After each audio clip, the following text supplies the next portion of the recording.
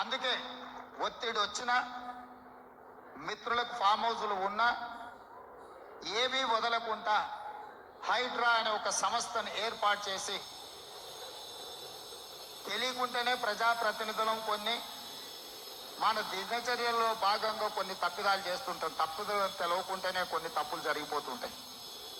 మరి ఆ ఖాతాను సవరించుకోవడానికి, ఆ బ్యాలెన్స్ షీట్ను సవరించుకోవడానికి తెలిసి కొన్ని మంచి పనులు చేయాలని నేను ప్రగాఢంగా విశ్వసిస్తున్నా, నమ్ముతున్నా. ఆ తెలిసి చెయ్యాలనుకుంటున్న మంచి పనులో భాగము ఈ చెరువులను చెరబట్టిన వాళ్ళ నుంచి విముక్తి కలిగించాలన్న ఏకైక లక్ష్యంతోనే ఈరోజు చెరువులను ఆక్రమించుకున్న వాళ్ళను ఎవరిని వదలకుండా ఉక్కు పాదంతో అణచివేయాలన్న ఆలోచన, అందులో నిర్మాణాలను ఏ ఒత్తిడి వచ్చినా వెనక్కి తక్కకుండా తొలగించాలన్న ఆలోచనతోనే ఈరోజు ఈ చెరువులలో ఉన్న అక్రమ కట్టడాలను కూలగొడుతున్నాము. దీనికి స్ఫూర్తి భగవద్గీత అనే కురుక్షేత్ర యుద్ధ సందర్భంలో అర్జునుడు ఆయుధాలను కింద పడేసి రాజ్యం కోసం భీష్మ పితామహుడు, అదేవిధంగా కర్ణుడు, దుర్యోధనుడు, దుశ్శాసనుడు, నా సహోదరులందరూ ఆ పక్కన నించుంటే రాజ్యం కోసం వాళ్ళందరినీ సంహరించడం, వాళ్ళని సంహరించి రాజ్యాన్ని సాధించుకోవడం ద్వారా ఏమి ఉంటుంది, ఏం మనశ్శాంతి వస్తుంది అని చెప్పి అర్జునుడు యుద్ధతంత్రం నుంచి తప్పుకుంటా అన్నప్పుడు శ్రీకృష్ణ భగవానుడు బోధించిందే భగవద్గీత. చంపేదెవరు, చంపించేదెవరు? లోక కళ్యాణం కోసం నీ బాధ్యతను నెరవేర్చాల్సిందే. ధర్మం బ్రతకాలి, అధర్మం ఓడాలి అంటే నువ్వు యుద్ధం చెయ్యాల్సిందే అనే యుద్ధ నీతిని ఆ రోజు అర్జునుడికి బోధించింది శ్రీకృష్ణ భగవానుడు.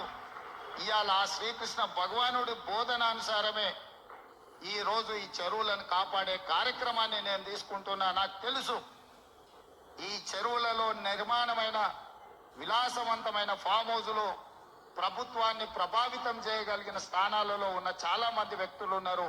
ప్రత్యక్షంగా ప్రభుత్వంలో భాగస్వాములు అయి ఉండొచ్చు, లేకపోతే సమాజం మీద బాగా ప్రభావితం చేయగలిగిన వ్యక్తులు ఉండొచ్చు. కానీ వాటన్నిటినీ నేను పట్టించుకోదలుచుకోలేదు. ఇది భవిష్యత్ తరాలకు, ఇది రాజకీయాలకు సంబంధం లేదు. నేను స్పష్టంగా చెప్పదలుచుకున్నా. రాజకీయాల కోసమో లేకపోతే రాజకీయ నాయకులను కొంతమందిని దృష్టిలో పెట్టుకొని చేపడుతున్న కార్యక్రమం కాదు ఇది.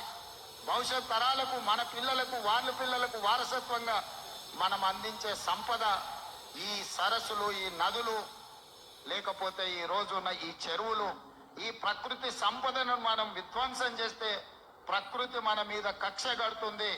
ప్రకృతి మన మీద ప్రకోపిస్తే మనం చెన్నైలో చూసినాం, అదేవిధంగా ఉత్తరాఖండ్లో చూసినాం, నిన్నగాక మొన్న వాయనాడు, మనం కేరళలో చూసినాం. ఈరోజు ఇలాంటివన్నిటిని దృష్టిలో పెట్టుకున్నాం. ఈ హైదరాబాదు నగరాన్ని రక్షించుకోవాల్సిన బాధ్యత మన అందరి మీద ఉన్నది. ఇది ఒక సుందరమైన నగరం.